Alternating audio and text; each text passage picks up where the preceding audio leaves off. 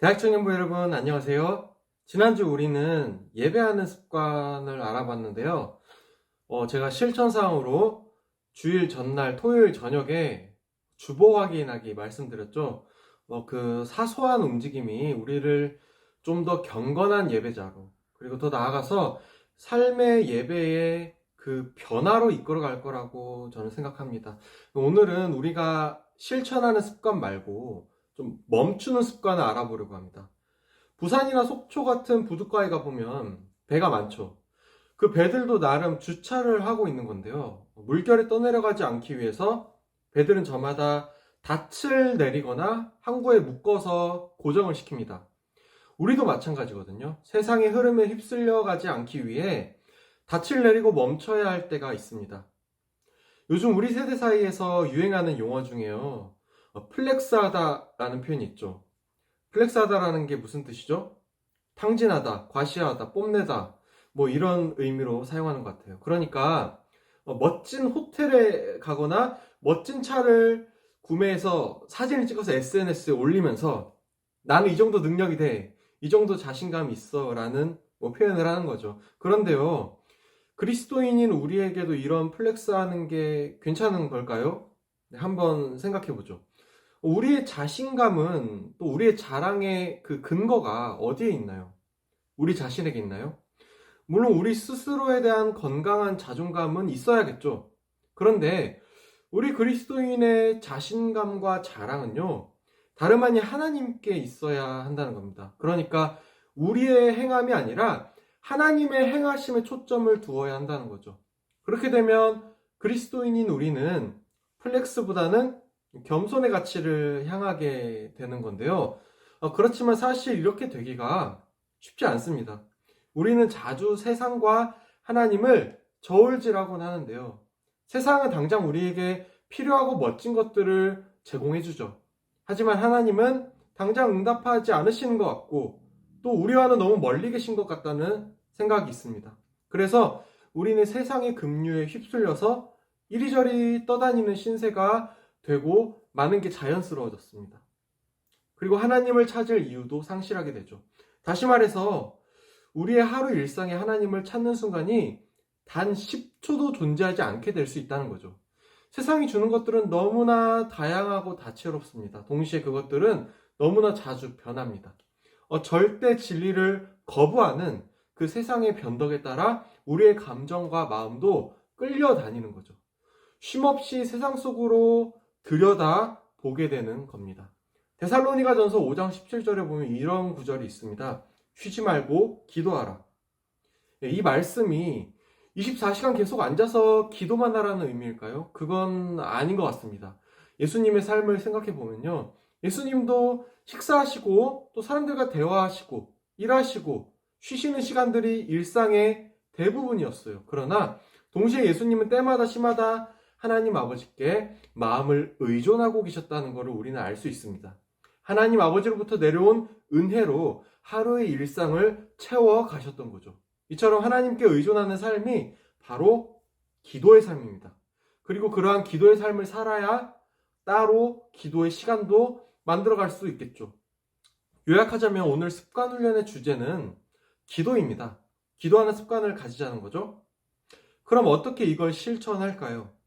성경의 가르침에 의하면 우리에게 권해지는 기도의 그 장소로 골방과 교회가 주어지는데요. 그러나 요즘 미니멀 라이프 시대를 사는 우리에게 골방은 따로 마련하기가 어렵고 교회는 보통 일주일에 하루 나오기 때문에 매일 기도하는 습관을 가지려면 다른 대안을 찾아야 합니다. 그래서 제가 추천드리는 것은 산책입니다. 기도의 사람이라고 불렸던 조지 뮬러라는 분이 있는데요. 조지 뮬러는 산책하면서 묵상하고 기도하는 삶을 즐거워했다고 하더라고요. 창세기 24장 63절을 보면 그 아브라함의 아들 이삭이 산책을 나가서 묵상하는 장면도 나옵니다. 그러다가 아내 리브가를 처음 만나게 됐고요. 그러니까 우리도 기도 산책을 했으면 좋겠는데요. 제 경우에는 출퇴근 운전할 때 강변북로에서 꼭 차가 막히더라고요. 그때가 저에게는 정말 기도할 수 있는 최고의 시간이기도 합니다. 그러니까 분명히 우리는 멍하게 있거나 그저 허비하는 시간이 있어요. 그러니까 오늘부터 그 시간에 따뜻하게 입고 나가서 걸었으면, 산책을 했으면 좋겠습니다. 실제로 산책하면 많은 생각들이 정리가 되는 효과가 있어요. 고대 철학자 아리스토텔레스는요, 산책을 하면서 강의하고 논의했다고 해서 아리스토텔레스를 따르는 사람들을 소유학파라고 했습니다.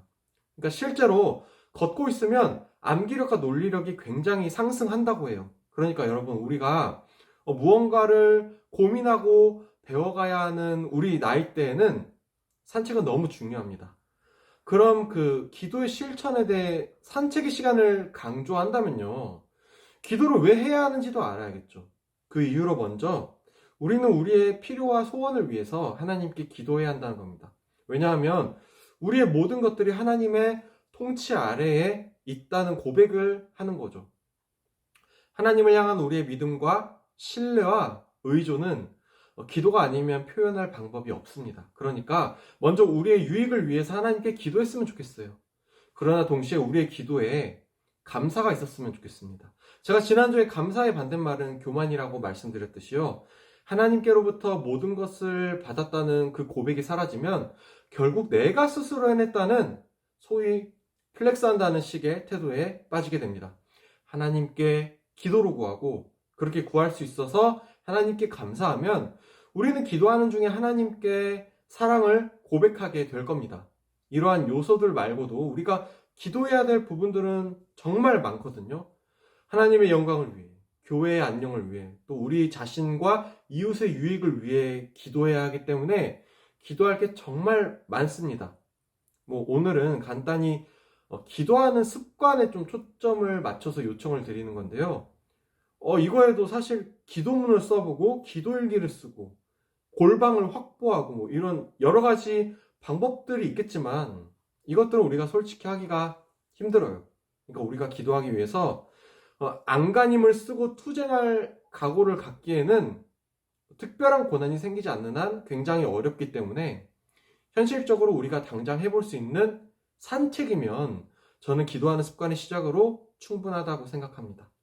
물론 날씨가 춥거나 비가 오면 산책하기 어렵죠. 그래도 최소한 집 앞 편의점 가는 길, 친구 만나고 돌아오는 길 같이 우리가 하루에 한 번은 걷는 시간이 있으니까요. 그 시간에 스마트폰이나 음악 감상하는 것보다는 걸으면서 하나님께 기도의 목소리를 던졌으면 좋겠습니다.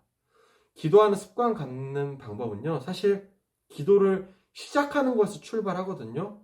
그리고 기도하면 하나님이 반드시 응답하시고요.